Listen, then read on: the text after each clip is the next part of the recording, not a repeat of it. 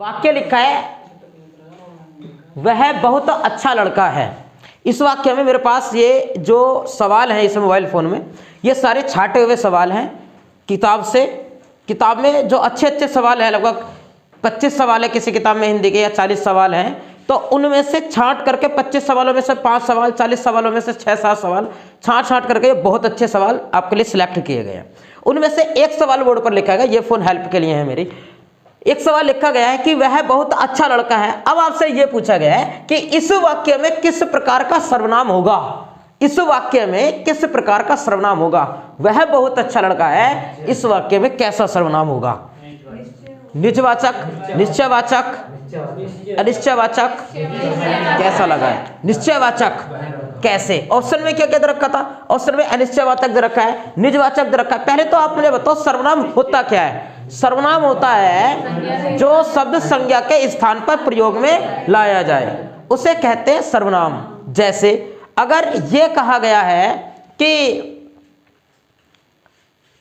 गाय है एक शब्द, और गाय पर निबंध लिखा जाता है कि गाय एक साधारण पशु है, गाय को भारतीय लोग माता कहते हैं, गाय दूध देती है, गाय का दूध बच्चों के लिए उपयोगी होता है। और यह निबंध ऐसे लिखा जाए कि गाय एक साधारण पशु है, गाय का दूध सफेद होता है, इसके 4 पैर होते हैं, वह एक लंबी पूंछ रखती है, इसका दूध बच्चों के लिए। तो बार बार गाय गाय शब्द यूज ना करके उसके स्थान पर एक शब्द लिख दिया, इसका, उसकी, यह, वह। यही शब्द क्या है? सर्वनाम है। जो संज्ञा के स्थान पर, पहले संज्ञा शब्द गाय गाय यूज हुआ था बार बार, जिससे कुछ अच्छा नहीं लग रहा था निबंध, और लेकिन इसके उसके जब यूज किए तो थोड़ा सा अच्छा लगा। तो सर्वनाम है वही जो संज्ञा के स्थान पर प्रयोग में हो। अब यह कहा गया है कितने प्रकार है सर्वनाम के? 6 प्रकार। जल्दी से गिना दो जरा। नंबर 1 कौन सा है? पुरुषवाचक सर्वनाम। पुरुषवाचक, इसके भी कितने प्रकार है? 3 प्रकार। उत्तम पुरुषवाचक, उत्तम पुरुषवाचक, मध्य पुरुषवाचक, और एक अन्य पुरुषवाचक। अन्य पुरुषवाचक। इसके बाद नंबर 2 निजवाचक। निजवाचक सर्वनाम, इसमें क्या है कि यदि कोई सर्वनाम किसी पुरुष के लिए प्रयोग में लाया गया, पुरुष कैसे? कि जैसे मैं विद्यालय जाता हूं, हम विद्यालय जाते हैं। ये 3 प्रकार कैसे बांट दिए कि मैं, हम, हमारे, यानी जो सर्वनाम अपने लिए प्रयोग हो तो उसको कहेंगे उत्तम पुरुषवाचक। अगर ये कहा जाए आप विद्यालय जाते हो, तो आपसे कहा गया है, आप माध्यम बने हुए हैं, या तुम्हारे घर पर मेहमान आए हैं, तुम्हारे शब्द क्या है? माध्यम है। मुझे जो मेरी बात को सुने में हो गया वक्ता, और वक्ता जिससे कह रहा है वो सामने है, आप, तुम सामने है, सुन रहे हो बात को, तो आप माध्यम हो, मध्यम पुरुषवाचक हो गए। उसके बाद अगर ये कहा जाए कि वे चले गए, मैं कह रहा हूं आपसे कि वे चले गए, तो मैं तो उत्तम पुरुषवाचक हो गया, आप सुन रहे हो, आप मध्यम पुरुषवाचक है। लेकिन वे जो यहां से चले गए हैं वो अन्य है, उनका, उन्हें, हो गए। इसके 3 प्रकार। एक एक शब्द लिखते हैं। जैसे इसका उत्तम पुरुषवाचक में क्या आ गया? मैं आ गया, हम, हमारा, हमें, मुझे। मध्य पुरुषवाचक में आप, आपके, तुम्हें, तुम्हारे। और अन्य पुरुषवाचक में आएगा वे, उन्हें, उनके, है ना, उनके। और निजवाचक में क्या होता है? निजवाचक में होता है कि यदि कोई सर्वनाम अपने ही लिए प्रयोग में लाया जाता है तो उसे कहते हैं निजवाचक सर्वनाम। जैसे मैं अपने कपड़े स्वयं धोता हूं, मैं अपने कपड़े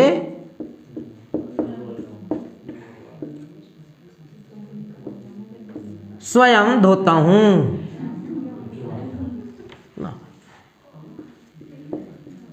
इसको ऐसे लिखो, अपने आप धोता हूं। अब समझो इस बात को।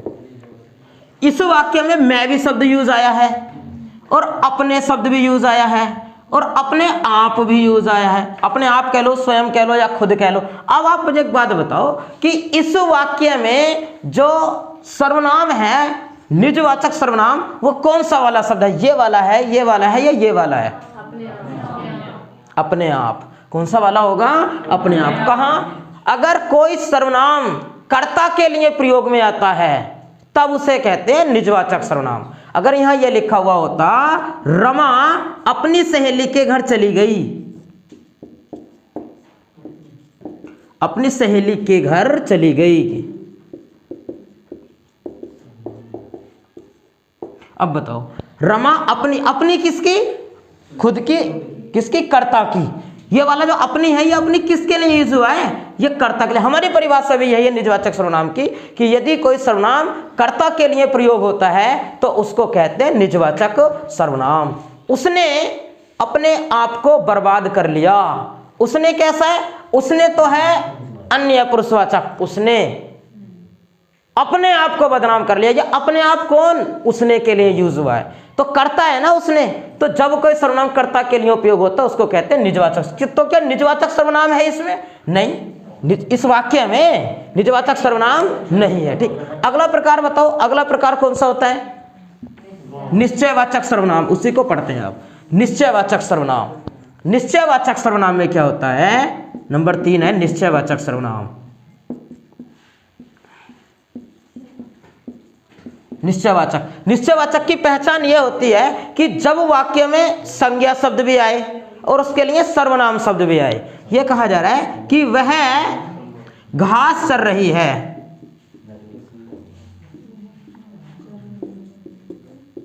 वह घास चर रही है।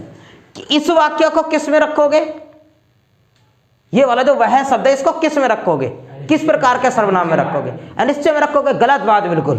एक बात तो बताओ, वह अन्य पुरुष में नहीं जाएगा, वह अन्य की बात चल रही है। लेकिन अगर यह कहा जाए कि वह गाय घास चर रही है, क्योंकि हमें यह पता नहीं था, जब केवल वह लिखा हुआ था, गाय नहीं था लिखा हुआ, तो हमें पता नहीं था कि वह गाय है, बकरी है, भेड़ है, क्या है वो, हमें निश्चित नहीं पता नहीं था। तो इसका मतलब ये नहीं कि अनिश्चित होगा, नहीं, अनिश्चित के लिए तो कोई और कुछ आते हैं। तो यहां आया जब एक सर्वनाम यूज हो, संज्ञा शब्द यूज हो और उसके लिए सर्वनाम भी उपयोग हो, तब उस सर्वनाम को निश्चयवाचक कहते हैं। उदाहरण जैसे यह मेरी पुस्तक है, यह मेरी पुस्तक है।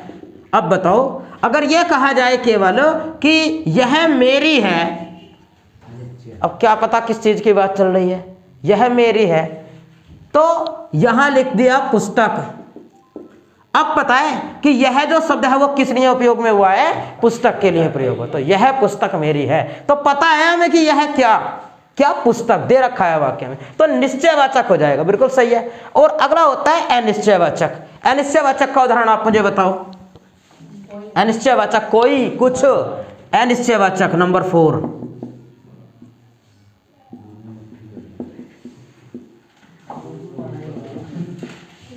वह कुछ लाया है ना, दूध में कुछ पड़ा है। हाँ, तो कैसा हो जाएगा? अनिश्चय। ये कुछ, कोई, ये सब कैसे है? ये अनिश्चयवाचक। नेक्स्ट नंबर 5 कौन सा है? संबंधवाचक लिख दें, प्रश्नवाचक। प्रश्नवाचक, आप कहां रहते हैं?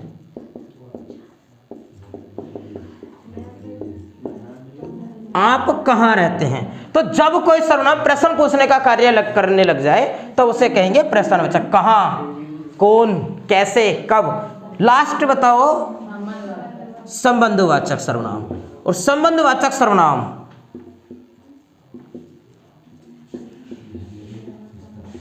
संबंधवाचक सर्वनाम जैसे जो देता है सो लेता है,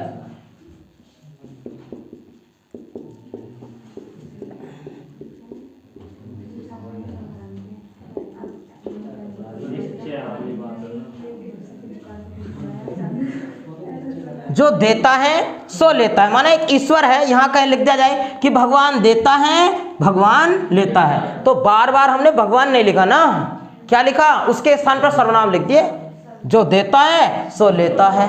और जो देता है वो से, तो मतलब यहां भी वही शब्द है, यहां भी वही है, एक ही संबंध है। जिसकी लाठी उसकी भैंस, जैसा करोगे वैसा भरोगे। ये सर्वनाम के प्रकार हो गए। इसमें पूछा गया था वह बहुत अच्छा लड़का है, तो वह जो है वह शब्द किसके लिए उपयोग हुआ है? संज्ञा के, संज्ञा शब्द दे रखा है यहाँ लड़का। जब संज्ञा भी आए और सर्वनाम भी आए तो ऐसे सर्वनाम को क्या कहते हैं? निश्चयवाचक सर्वनाम कहा जाता है। कितने प्रकार हैं सर्वनाम के? 6 प्रकार हैं जो बोर्ड पर लिखे हुए हैं। अगला सवाल है हमारा, नेक्स्ट सवाल है, शब्द दिया है अनुमान, और आपको बताना है कि अनुमान शब्द का विशेषण क्या बनेगा। अनुमान शब्द का विशेषण क्या बनेगा? अनुमानित। अनुमानित विशेषण मतलब विशेषता। जैसे काला पानी, कौन सा शब्द इसमें विशेषण है? काला। लाल मिर्च, लाल। और फिर मिर्च शब्द क्या है? मिर्च शब्द है विशेष्य। तो इसमें कहा गया अनुमान। अगर अनुमान को अनुमानित कर दिया जाए तो अनुमानित व्यक्ति। अनुमान, अनुमान, अनुमान है भाववाचक संज्ञा, प्रेम, करुणा, दया, है ना। तो क्या हो जाएगा? अनुमान से अनुमानित। अनुमानित। अब इसके पीछे कोई एक शब्द लिख दो, जैसे आपने बताया व्यक्ति, तो इस व्यक्ति की विशेषता होगी कि अनुमानित है ये व्यक्ति। अनुमानित, बस विशेषण। आगे बताओ, और पूछेगा इसी प्रकार से। जैसे पूछता है, शब्द है साहित्य। साहित्य का विशेषण क्या बनेगा? साहित्यक। उपचार का विशेषण औपचारिक। निशा का विशेषण नैयक, नैस। व्यक्ति का विशेषण वैयक्तिक। भूगोल का विशेषण भौगोलिक। विशेषण बनाते हैं। अगला सवाल है नेक्स्ट, ये बताओ, मैं अपने वस्त्र अपने आप साफ कर लेता हूं, तो क्या है? निजवाचक। अभी समझा कर रुकते हैं। नेक्स्ट है,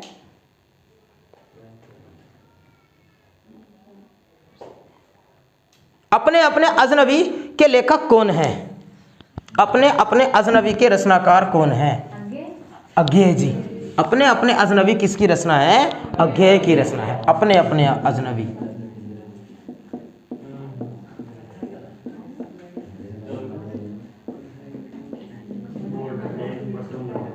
किसकी रचना है? अज्ञेय। क्या होता है अज्ञेय का मतलब? अज्ञेय, जिसे जाना ना जा सके, जिसे जाना ना जा सके। और अपने अपने अजनबी। एक और पूछता है, अपने अपने राम। अपने अपने राम, इसके रचनाकार कौन है? इलाचंद्र जोशी।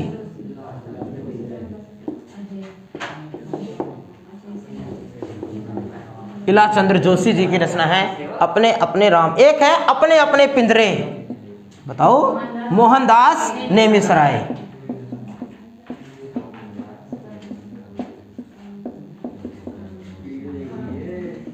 अपने अपने पिंजरे के रचनाकार मोहनदास नेमिसराय। नेमिसराय, अपने अपने पिंजरे। अगला सवाल बोलते हैं। नेक्स्ट सवाल है, नेक्स्ट, ठेठ हिंदी का ठाठ के रचनाकार कौन है? अयोध्या सिंह उपाध्याय। ठेठ हिंदी का ठाठ,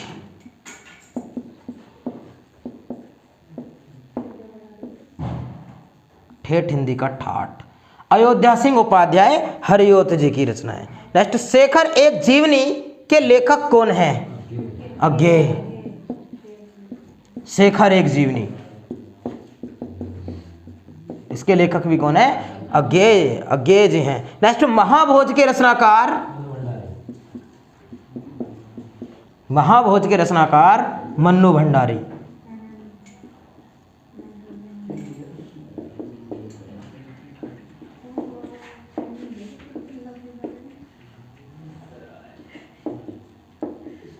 ये भी अज्ञेय जी की रचना है। नेक्स्ट आगे बताओ, नगर वैशाली की नगर वधु के रचनाकार कौन है?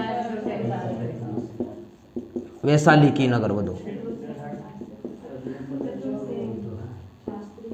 आचार्य चतुर्सेन शास्त्री।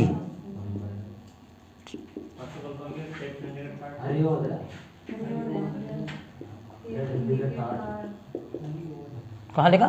ठेठ हिंदी के ठाठ, यहाँ हरियोध आता ना। अयोध्या सिंह उपाध्याय हरियोध, हरिओध, हरियोध जी की रचना है, हरियोध। ठीक है। नेक्स्ट आगे बताओ, और एक रचना कर। आधुनिक युग का राम काव्य किसे कहा जाता है? आधुनिक युग का राम काव्य किसे कहते हैं? आधुनिक युग का राम काव्य साकेत को कहते हैं। किसे कहा जाता है? साकेत। अब बताओ, साकेत के रचनाकार कौन है? मैथिली शरण गुप्त।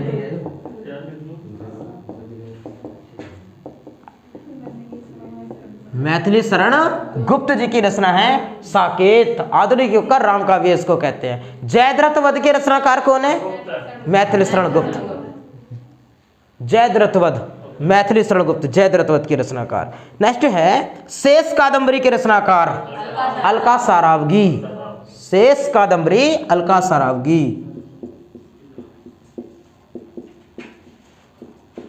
इसके रचनाकार अलका सारावगी।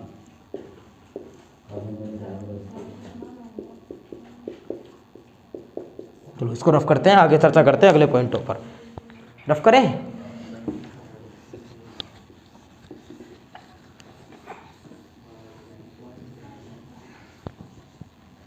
बताओ, साकेत के रचनाकार मैथिली शरण गुप्त। और क्या कहते हैं साकेत को? आधुनिक युग का राम काव्य है। अपने अपने अजनबी के रचनाकार कौन है? अज्ञेय जी की रचना है अपने अपने अजनबी। और अपने अपने राम इलाचंद्र जोशी। अपने अपने पिंजरे मोहनदास नेमी सराय। ठेठ हिंदी का ठाठ अयोध्या सिंह उपाध्याय हरियोध। शेखर एक जीवनी अज्ञेय जी की जीवनी है। महाभोज के रचनाकार मन्नू भंडारी। वैशाली की नगर वधु आचार्य चतुर्सेन शास्त्री। और शेष कादंबरी के रचनाकार अलका सारावगी। शेष कादंबरी के रचनाकार है। विद्यापति ने जो पदावली है उसकी रचना किस भाषा में की थी? अवधी भाषा में। भाई जो विद्यापति हैं, विद्यापति की रचनाएं कौन कौन सी है? कीर्ति पताका, कीर्ति लता और पदावली। ये किसकी रचनाएं हैं?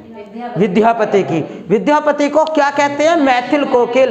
मतलब पूछ रहे इनकी कोई भी रचना देकर और पूछे किस भाषा में लिखी है तो आंसर लगा दोगे अवधी भाषा में लिखी गई है। अगला सवाल है, दो सवाल हर एग्जाम में पूछे जाने वाले सवाल हैं, बड़े बेहतरीन है दोनों के दोनों सवाल। एक तो सवाल है कि आधुनिक युग का राम काव्य किसे, ये तो कहा किसे कहते हैं? साकेत को। सवाल है कि आधुनिक खड़ी बोली का प्रथम महाकाव्य कौन सा है? दो सवाल है। आधुनिक खड़ी बोली का प्रथम महाकाव्य है प्रिय प्रवास। प्रिय प्रवास। और प्रिय प्रवास के रचनाकार हरियोध। अयोध्या सिंह उपाध्याय हरियोध। ये पूछा जाता है। और एक पूछा जाता है कि हिंदी का प्रथम महाकाव्य किसे माना जाता है? पृथ्वीराज रासो को।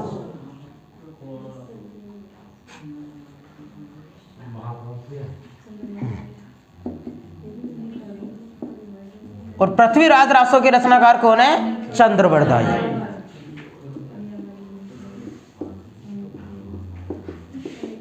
चंद्रबरदाई। हिंदी खड़ी बोली का प्रथम महाकाव्य खड़ी बोली। खड़ी बोली को अन्य किस नाम से जानते हैं? कोरवी। खड़ी बोली को अन्य किस नाम से जाना जाता है? कोरवी। और खड़ी बोली का जनक किसे कहते हैं? हिंदी खड़ी बोली का जनक किसे कहा जाता है? अमीर खुसरो को। खड़ी बोली यानी हिंदी का शब्द प्रयोग करने वाला सबसे पहला व्यक्ति अमीर खुसरो। और हिंदी का प्रथम ही महाकाव्य किसे माना जाता है? तो आंसर पृथ्वीराज रासो। रचनाकार कौन है? चंद्रबरदाई। बताओ अगला सवाल है, किसे कहा जाता है मिथिलेश कुमारी? किसको कहते हैं? मिथिलेश कुमारी किसे कहेंगे? मिथिलेश कुमारी सीता। या मैथिली भी किसे कहा जाता है? सीता को कहते हैं। सीता, मैथिली। मिथिला जो सीता के पिता थे जनक, वो किस क्षेत्र के राजा थे? मिथिला के राजा थे। जैसे राम अयोध्या के राजा थे, वे मिथिला क्षेत्र था, नेपाल वाले क्षेत्र में पड़ता है वर्तमान में, वहां के वो राजा थे। और उनकी कुमारी मिथिलेश, मिथिला के इस मिथिला के राजा हो गए मिथिलेश यानी राजा जनक। और उनकी कुमारी मतलब बालिका पुत्री कौन हो गई? मिथिलेश कुमारी सीता हो गई। सीता को कहा जाता है। वैसे जो सीता शब्द है वेदों में, सीता शब्द का अर्थ क्या है? वेदों में सीता शब्द का अर्थ क्या है? हल्के पीछे बनी हुई नाली, उसी से प्राप्त हुआ था। और हल को क्या कहा गया था ऋग्वेदिक काल में? लांगल। हल को कहा गया लांगल। एक लोकोक्ति है, तीन लोक से मथुरा न्यारी। इस लोकोक्ति का मीन्स आप बताओ क्या होता है? आवश्यकता से ज्यादा बढ़ाई करना। तीन लोक से मथुरा न्यारी का मतलब क्या होता है? आवश्यकता से ज्यादा बढ़ाई करना। तीन लोक से मथुरा न्यारी। नेक्स्ट है मुंशी प्रेमचंद का अधूरा उपन्यास आप बताएंगे कौन सा है? मंगलसूत्र। मुंशी प्रेमचंद का अधूरा उपन्यास मंगलसूत्र। मुंशी प्रेमचंद की सबसे पहली कहानी कौन सी है? सबसे पहली कहानी मुंशी प्रेमचंद की पंच परमेश्वर। जो कि जय शंकर प्रसाद की पहली कहानी कौन सी है? तो ग्राम। बताओ मुंशी प्रेमचंद की पहली कहानी पंच परमेश्वर। और जयशंकर प्रसाद की पहली कहानी ग्राम। जयशंकर प्रसाद का अधूरा उपन्यास कौन सा है? इरावती। उनका अधूरा उपन्यास कौन सा है? इरावती। और मुंशी प्रेमचंद का अधूरा उपन्यास कौन सा है? मंगलसूत्र। बेटों वाली विधवा के रचनाकार कौन है? मुंशी प्रेमचंद। बताओ क्या था मुंशी प्रेमचंद का पहला नाम?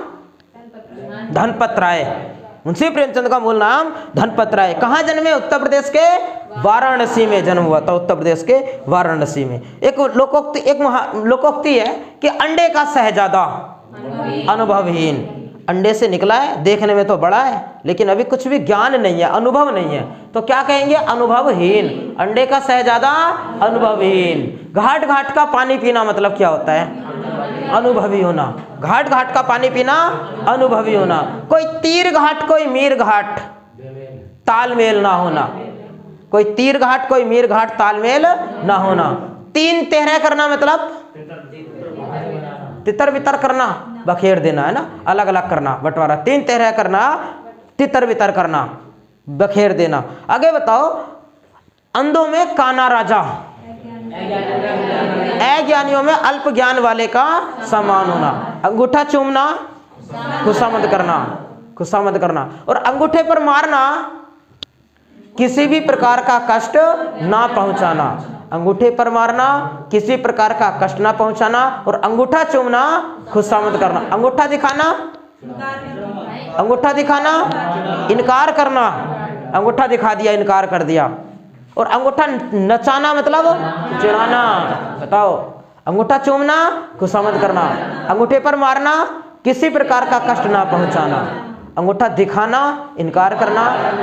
और अंगूठा नचाना, चढ़ाना। बताओ। उंगलियों पर नचाना, वश में करना। उंगलियों पर नचाना मतलब क्या होता है? वश में करना। पांचों उंगलियां घी में होना, लाभ ही लाभ होना। पांचों उंगलियां घी में होना मतलब लाभ ही लाभ होना। नेक्स्ट है, अगला सवाल है, राम की रुचि खेल में नहीं है किंतु पढ़ाई में उसकी बड़ी दिलचस्पी है। यह पूछा गया कि यह वाक्य अर्थ के आधार पर नहीं पूछा, रचना के आधार पर पूछा है कि रचना के आधार पर किस प्रकार का वाक्य है। कैसा है? संयुक्त वाक्य। रचना के आधार पर वाक्य के प्रकार कितने हैं? तीन प्रकार हैं। कौन कौन से हैं? सरल वाक्य नंबर 1 सरल वाक्य है, सरल वाक्य है, सरल वाक्य। और दूसरा संयुक्त वाक्य नंबर 2। मिश्र वाक्य लिखते हैं पहले, मिश्र वाक्य है। और नंबर 3 संयुक्त वाक्य है। चलो याद तो है आपको। आप बताओ कि इनको पहचानोगे कैसे? सरल वाक्य होगा कि वाक्य एक ही बार समाप्त हुआ होगा, उसमें एक ही उद्देश्य और एक ही विधेय होगा।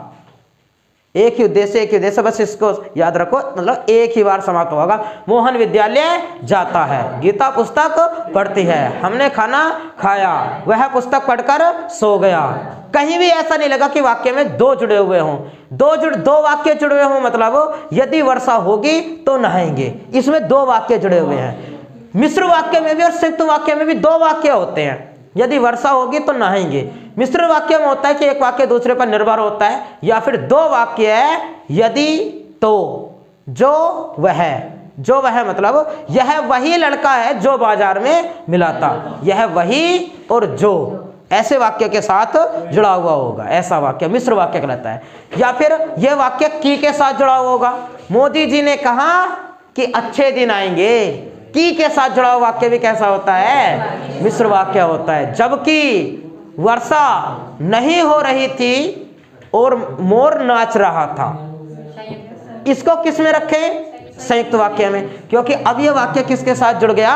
और के साथ। जब वाक्य और के साथ लेकिन, किंतु, परंतु, या, अथवा, कोमा आदि के साथ जुड़ जाए वाक्य तो उसको क्या कहते हैं? संयुक्त वाक्य। मैं पास हो गया लेकिन उसके मुझसे अधिक अंक आए, वह उसने खाना खाया और विद्यालय चला गया।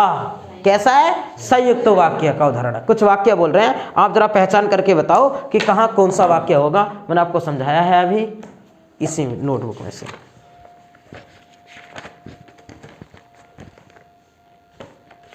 बताओ। वाक्य है राकेश ने भोजन किया, राकेश ने भोजन किया। कैसा है? सरल वाक्य, एक ही बार समाप्त हो गया। वाक्य में कहीं ऐसा नहीं कि बीच में कोमा लगाना पड़ा हो या और अथवा किंतु परंतु लगाना पड़ा हो, कुछ नहीं है ना। आगे बताओ नेक्स्ट। इसी प्रकार वह सुबह गया और शाम को लौट आया, और सुबह गया और शाम को लौट आया, संयुक्त वाक्य। प्रिय बोलो पर असत्य नहीं, मिश्र वाक्य क्यों होगा भाई? दो वाक्य जुड़ा हुआ थोड़ी ना है किसी के साथ। प्रिय बोलो, पर का मतलब परंतु, और मैंने कहा लेकिन किंतु परंतु और अथवा कोमा के साथ, संयुक्त वाक्य। प्रिय बोलो पर यानी परंतु, असत्य नहीं, है ना। आगे बताओ। चंदन खेल कर आया और सो गया, संयुक्त वाक्य होगा। यदि परिश्रम करोगे तो सफल होगे। यदि और तो अब जुड़ा है वाक्य है, यदि परिश्रम करोगे तो सफल होगे। यदि और तो के साथ जुड़ा हुआ वाक्य है, मिश्र वाक्य होगा। जैसा काम करोगे वैसा फल मिलेगा, जैसा वैसा, जैसा काम करोगे वैसा फल मिलेगा, तो मिश्र वाक्य होगा। नेक्स्ट। गांधी जी ने कहा कि अच्छे दिन आएंगे, मोदी जी ने कहा कि अच्छे दिन आएंगे। कैसा है? की के साथ जुड़ा है, मिश्र वाक्य होगा।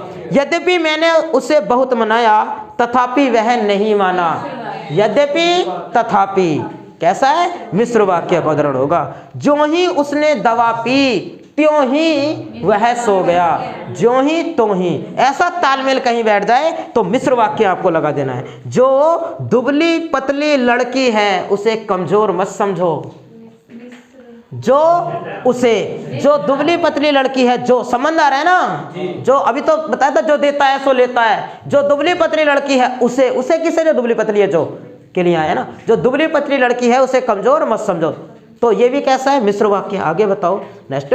जिनका मन पढ़ाई में नहीं लगता वे मेरे अच्छे दोस्त नहीं हो सकते, मिश्र वाक्य। जिनका और वे, जिनका वे संबंध आ रहा है तो कैसा आएगा? मिश्र वाक्य आएगा। जिनका मन पढ़ाई में नहीं लगता वे मेरे अच्छे दोस्त नहीं हो सकते। नेक्स्ट। जितना कहा जाए उतना किया करो, मिश्र वाक्य हो जाएगा। अंकित की कलम छूटकर गिर गई, सरल, जहां कर या करके आएगा वहां सरल वाक्य होगा। अभिषेक तब चला गया जब उसने थैला लिया, जब तब, मिश्र वाक्य है। नेक्स्ट। सभी लिख चुके हैं लेकिन रमा अभी लिख रही है, कैसा होगा? संयुक्त। लेकिन के साथ जुड़ा हुआ है तो कैसा होगा? संयुक्त वाक्य होगा। नेक्स्ट। अभिलाषा ने रोना शुरू किया और बेहोश हो गई, और संयुक्त वाक्य होगा। नेक्स्ट। मुझे पढ़ना भी अच्छा लगता है और पढ़ाना भी, संयुक्त वाक्य होगा। तुम्हारे बारे में बच्चे और बड़े सभी जानते हैं, इसको किस में रखोगे? ये संयुक्त वाक्य नहीं है, बात को सुनो। क्या और दो वाक्यों को जोड़ रहा है? ये सरल वाक्य है।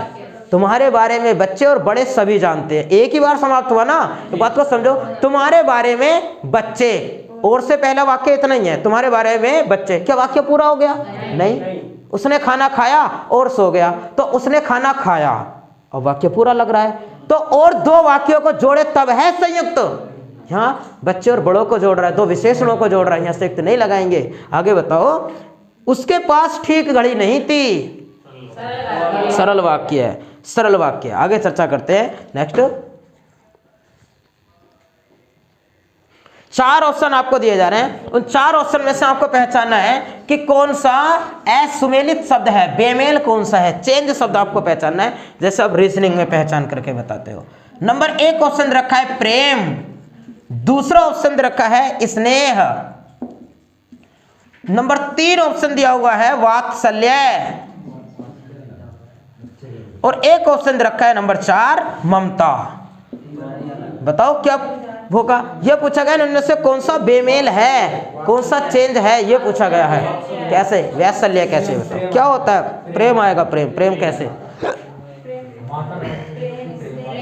समझो इस बात को। देखो, वात्सल्य जो होता है ना, वात्सल्य, वात्सल्य होता है माता का बच्चों के प्रति प्रेम, माता पिता का बच्चों के प्रेम को ही क्या कहते हैं? वात्सल्य। और ममता क्या होता है? ममता भी तो वही है। तो इसका मतलब दोनों का मतलब तो एक ही है, इसका दोनों का मतलब वही है कि माता पिता का बच्चों के प्रति प्रेम। अब जो स्नेह शब्द है, स्नेह बच्चों से स्नेह होता है, बच्चों के लिए जो प्रेम है उस प्रेम को क्या कहते हैं? स्नेह कहा जाता है। आपने देखा होगा जब बड़े छोटों को पत्र लिखते हैं तो लिखते हैं स्नेह आशीष, लिखाया मैंने आपको लेटर में, स्नेह आशीष शुभाकांक्षी, ऐसे करके स्नेह, इसने यह लिखते हैं। और प्रेम क्या है, ये समझो कि प्रेम कि ये सब ब्रांड है, ये सब प्रकार है प्रेम के। कोई मम्मी का बच्चों के प्रति है, कई मम्मी का मतलब बच्चों का मम्मी के प्रति है, बड़ों का छोटे के प्रति है, ये वाला प्रेम, ये सब इसी के प्रकार है। सबसे अलग है ये वाला प्रेम, ये सब एक ही है, इसने ये बच्चों के लिए, यही बच्चों के लिए, यही बच्चों के लिए ना, ये अलग वाला प्रेम है। अगला सवाल बोल रहे हैं, नेक्स्ट सवाल है, अगला है शब्द है प्रियतम। आपको बताना है कि प्रियतम शब्द का स्त्रीलिंग शब्द क्या बनेगा। प्रियतमा कैसे कह सकते हो बताओ। प्रियतम, प्रियतम अगर इसी शब्द में मैंने बड़ा रखा है कि आ लगाने से बहुत से शब्द कैसे बन जाते हैं, स्त्रीलिंग बन जाते हैं। जैसे शब्द है छात्र और यहां लिख दें छात्रा, ठीक है।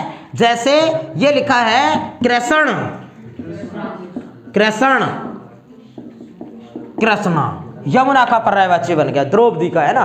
तो बहुत से शब्द ऐसे हैं जो शब्द आ लगाने स्त्रीलिंग, जैसे अध्यापक और अध्यापिका है ना, तो इसमें भी आ लग रहा है। आगे बताओ नेक्स्ट, 4 ऑप्शन आपको दिए जा रहे हैं, उन 4 ऑप्शन में से आपको यह पहचानना है कि कौन सा शब्द है जो शब्द पुल्लिंग नहीं है, कौन सा शब्द है जो शब्द पुल्लिंग नहीं है। पहला ऑप्शन रखा है समता, दूसरा ऑप्शन रखा है रक्षा, तीसरा ऑप्शन रखा है काष्ठ और एक ऑप्शन दिया है भी सीमा। सीमा, हाँ बताओ क्या करें, कौन सा शब्द पुल्लिंग, सॉरी पुल्लिंग है बताना था इसमें, पुल्लिंग शब्द है, क्या करें, काष्ठ लगाएंगे। अगर हमसे पूछता है कि कोई शब्द पुल्लिंग है या स्त्रीलिंग है तो उन शब्दों के आगे क्या रख करके देखते हैं, या तो अच्छा रख के देखते हैं या फिर मेरा शब्द रख के देखते हैं, अच्छा अच्छी, मेरा मेरी, है ना।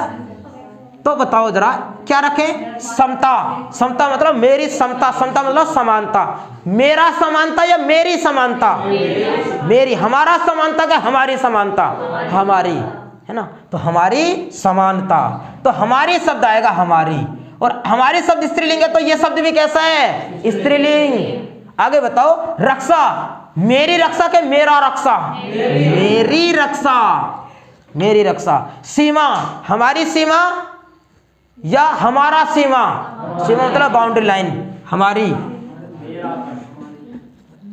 इस काष्ठ का मतलब होता है लकड़ी का गट्ठा, काष्ठ का मतलब क्या होता है, ये काष्ठ थोड़ी ना लिखा है वो वाला, ये काष्ठ लिखा है, लकड़ी का गट्ठा। तो इस क्या का मतलब क्या हो जाएगा, बड़ा लकड़ी का गट्ठा का बड़ी लकड़ी का गट्ठा, बड़ा लकड़ी का गट्ठा। तो काष्ठ दारू तक है ना, काष्ठ। आगे बढ़ते हैं, काष्ठ, इसमें से आपका आंसर क्या आ रहा था, काष्ठ आया था, तो सही आया था। अगला सवाल है नेक्स्ट सवाल है, 4 ऑप्शन आपको दिए जा रहे हैं, इसी प्रकार से आप पहचान करके आप बताओ कि कौन सा शब्द स्त्रीलिंग है। विवाह, रखो शब्द, रखो शब्द, नहीं है, शब्द नहीं रख पा रहे इसमें। विराम, धर्म, सभा, सभा, बड़ा धर्म, बड़ी धर्म, बड़ा धर्म, बड़ा आया है तो पुल्लिंग है।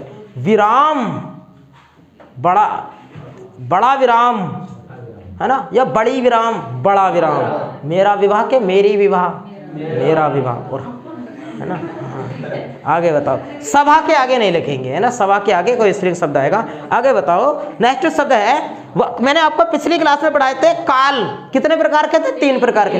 आज एक सवाल बोल रहे हैं, आप बताएंगे कि किस प्रकार का है। सुरेश गीत गा रहा था, अपूर्ण भूतकाल, बात था लगा हुआ है तो बीते समय की है, मतलब भूतकाल है, लेकिन गा रहा था, जब मैं वहां से गुजरा सुरेश गीत गा रहा था और मैं उसको गीत गाते ही छोड़ आया, है ना। तो इसका मतलब क्या है, लाइट ऑन कर दो, अपूर्ण है ना, उसका कार्य पूरा नहीं हुआ था। करो भी ये वाली लाइट ऑन कर दो जरा।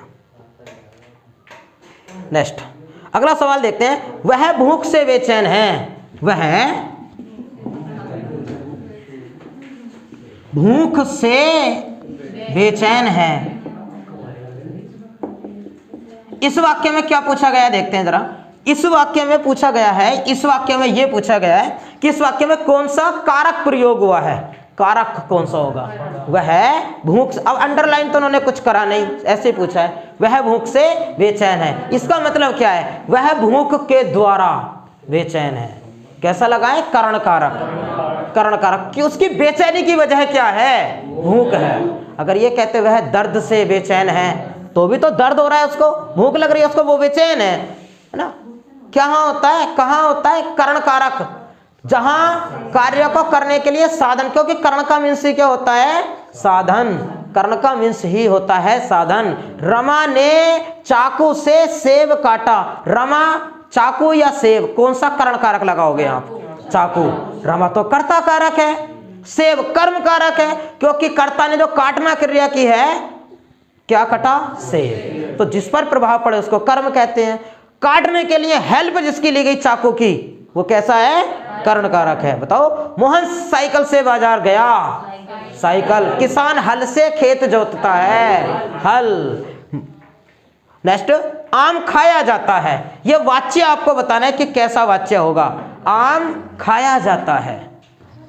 वाच्य। वाच्य कितने प्रकार के होते हैं? 3 प्रकार के होते हैं। 3 प्रकार के। कैसे होता है? एक तो होता है कृतवाच्य।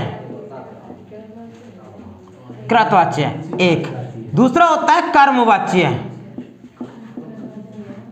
कर्मवाच्य। और नंबर 3 होता है भाई भाववाच्य। और कृतवाच्य में होती है कर्ता की प्रधानता। क्रिया कर्ता के अनुसार चेंज होती है। जैसे राम स्कूल जाता है।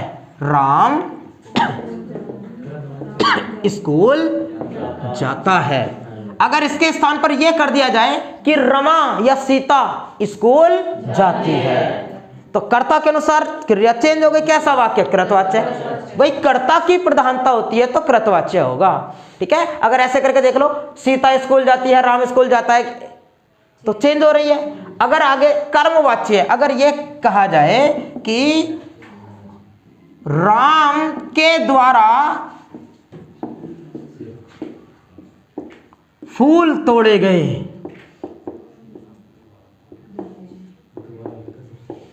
फूल तोड़ा गया। राम के द्वारा फूल तोड़ा गया, सीता के द्वारा फूल तोड़ा गया, जनता के द्वारा फूल तोड़ा गया, गाय के द्वारा फूल तोड़ा गया। चेंज हुई क्रिया? नहीं, क्योंकि ये करता है ना जो क्रिया को करे, इसके अनुसार तो चेंज ही नहीं हो रही, तो कृतवाच्य तो है नहीं। इसके अनुसार चेंज होती तो कृतवाच्य होता, कृतवाच्य तो है नहीं। लेकिन अगर ये कहा जाए कि राम के द्वारा साइकिल तोड़ी गई, अब क्रिया चेंज हो गई, गई। जैसे हमारा कर्म चेंज हुआ, कलम तोड़ी गई, जो कर्म ये चेंज कर दिया, स्त्रीलिंग कर दिया तो स्त्रीलिंग क्रिया हो गई, है ना।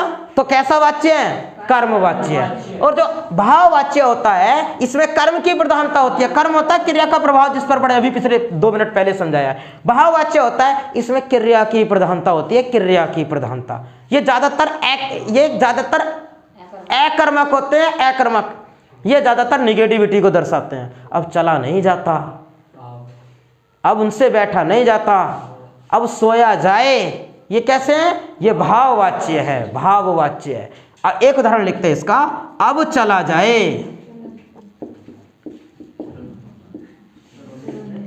ये हो गया भाववाच्य। अब सवाल क्या था? सवाल हमारा ये था,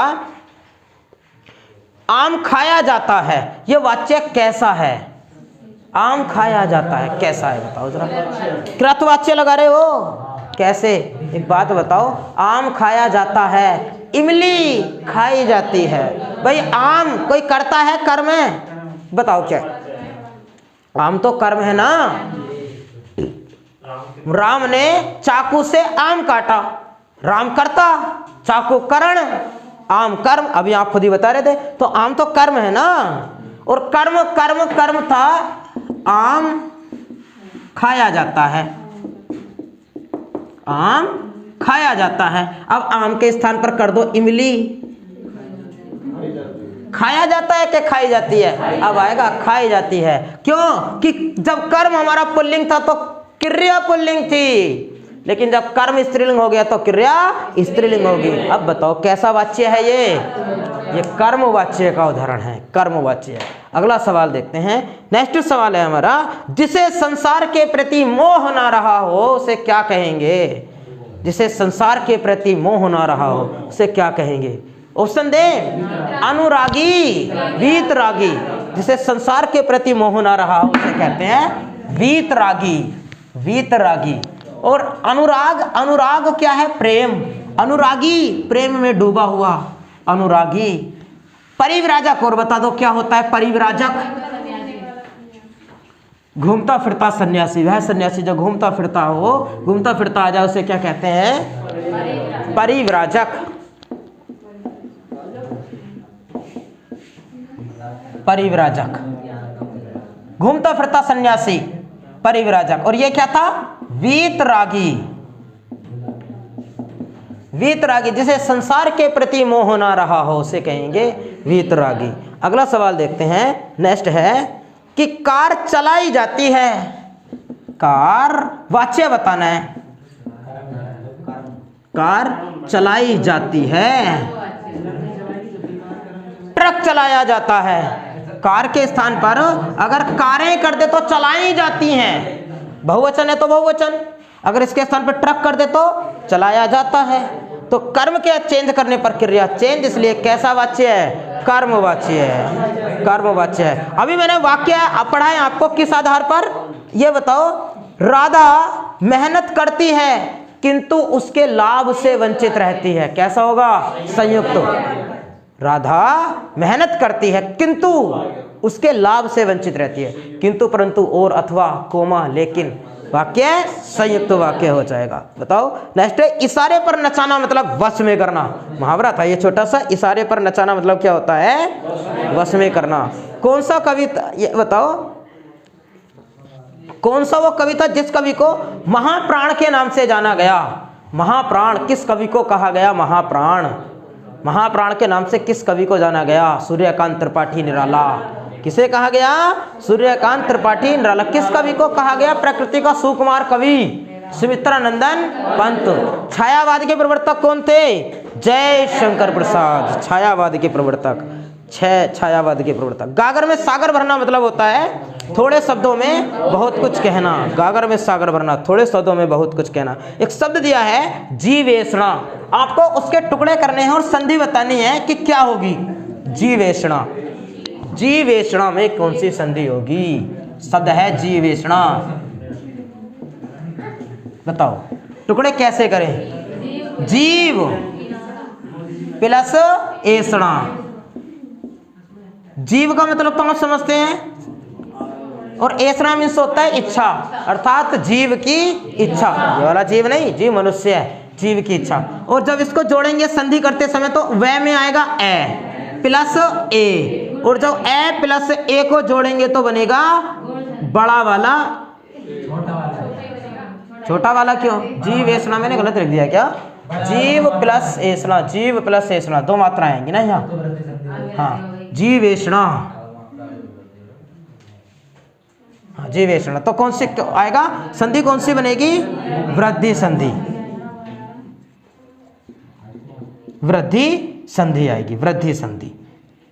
जब एक मात्रा की वृद्धि होगी तो वृद्धि संधि हो जाएगी। जीवेषणा अर्थात जीव की एषणा। नेक्स्ट है, प्रेम आतुर में कौन सा समास होगा? प्रेम आतुर, प्रेम के लिए आतुर, तत्पुरुष समास। और तत्पुरुष के भी कितने प्रकार हैं?